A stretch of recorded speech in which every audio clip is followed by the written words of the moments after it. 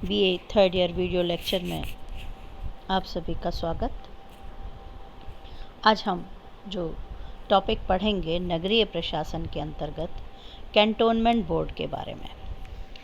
जैसा कि हम पहले अध्ययन कर चुके हैं कि भारत में जो संविधान के अंतर्गत 74वें संविधान संशोधन के पश्चात जो संस्थाएं थीं वो संविधान से पूर्व या संविधान के अंतर्गत थी, वो नगर निगम, नगर परिषद और नगर पालिका या नगर पंचायतें होती थीं। लेकिन संविधान के निर्माण के पश्चात जो संवैधानेतर संस्थाएं थीं, उनमें छावनी मंडल और एकल उद्देशीय अभिकरण भी पाए जाते थे।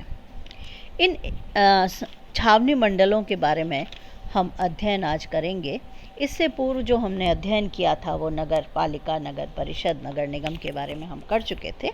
आज ये छोटा सा टॉपिक है जिसको हम पूरा करेंगे।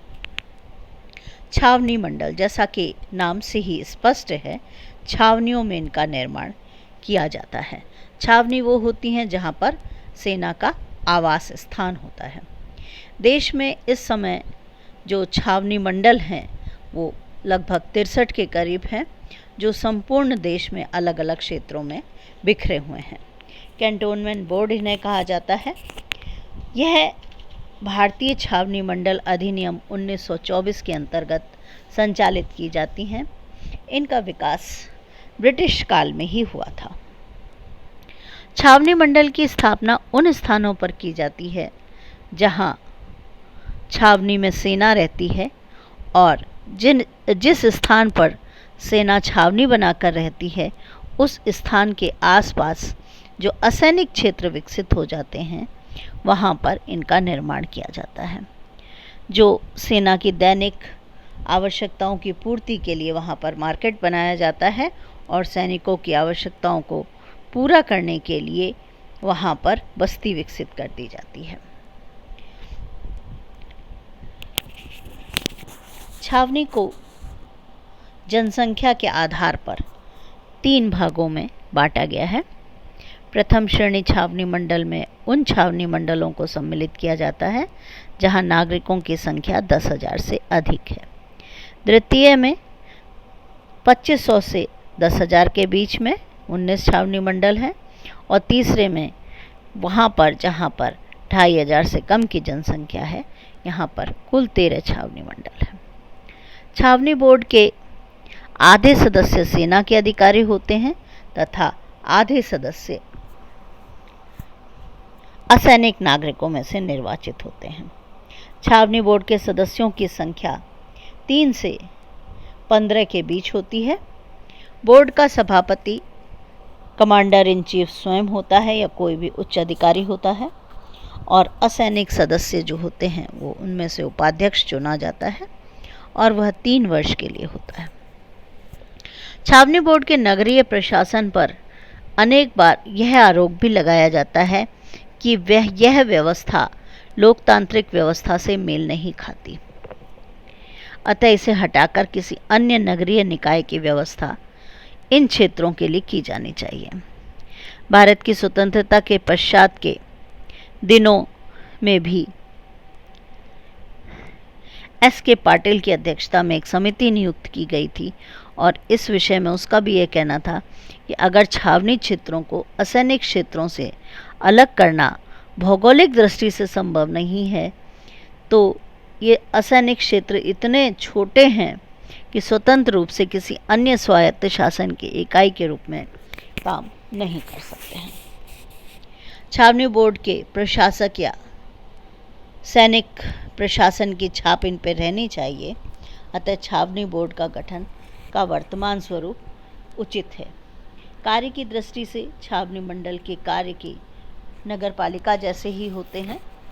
कार्यों के बारे में जो हम जिक्र कर सकते हैं, लोक सुरक्षा, जो नगरीय प्रशासन, जो ग्रामीण प्रशासन अपने अपने क्षेत्रों में करता है, वही छावनी परिषद भी अपने क्षेत्र में करती है।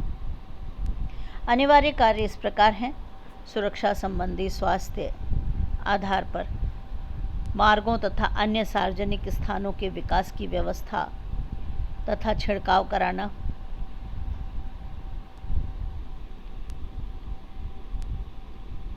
मार्गों, नालियों तथा सार्वजनिक स्थानों की सफाई, खतरनाक इमारतों एवं स्थानों को सुरक्षित बनाना या उन्हें हटाना, पुल, हाट इत्यादि में जल निकास की व्यवस्था, मल निकास की व्यवस्था का निर्माण करना और समय समय पर उनको देखना, जन्म मृत्यु का पंजीकरण, मृतक कार्यों के स्थलों का निर्माण एवं नियमन, शुद्ध पेयजल की व्यवस्था, सार्वजनिक चिकित्सालयों की स्थापना, रोग प्रतिरोधक टीकों की व्यवस्था, प्राथमिक पाठशालाओं का निर्माण और उनका संचालन, ये कुछ अनिवार्य कार्य जो हम सब तरह के प्रशासनिक संगठन में देखेंगे, नगर पालिका, नगर निगम में हमने देखा है, वही कार्य ये करते हैं। मुख्य रूप से मुद्दा ये है कि यहाँ का प्रशासन संचालित करने के लिए सरकारी अधिकारी और निजी अधिकारी यहाँ भी होते हैं। अब बात करेंगे हम ऐच्छिक कार्यों की।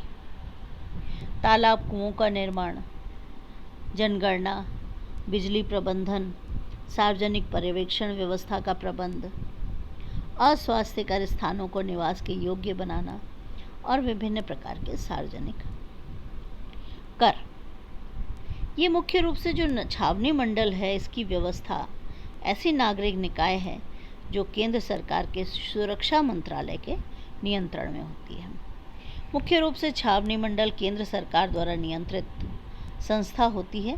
इस कारण लोकतांत्रिक विकेंद्रीकरण की स्वशासन की इकाई के रूप में उसका वैसा स्वागत नहीं किया जाता जैसा अन्य इकाइयों का किया जाता है। यह भी कहा जाता है कि अधिकतर छावनी बड़े बड़े नगरों के निकट स्थित होती हैं। इससे निकट स्थानीय शासन का होना न केवल अनावश्यक है, अपितु इससे धन का अपव्यय भी होता है और अनेक बार आपस में मनमुटाव, भ्रम की स्थिति भी समय समय पर पैदा होती रहती है। यह भी कहा जाता है कि जहाँ छावनी होती है वहाँ स्थान की आवश्यकता से कहीं अधिक भूमि पर वे अधिकार कर लेते हैं। ऐसी स्थिति में अधिकांश क्षेत्र सेना के अधिकार में होता है और आसपास के बहुत छोटे क्षेत्र में असैनिक निवास करते हैं। छावनी मंडल को कार्यकरण सेना से इतना प्रभावित होता है कि इस पद्धति को हम लोकतांत्रिक नहीं मान सकते, किंतु छावनी मंडल का अपना एक महत्व है और सैनिक छावनियों के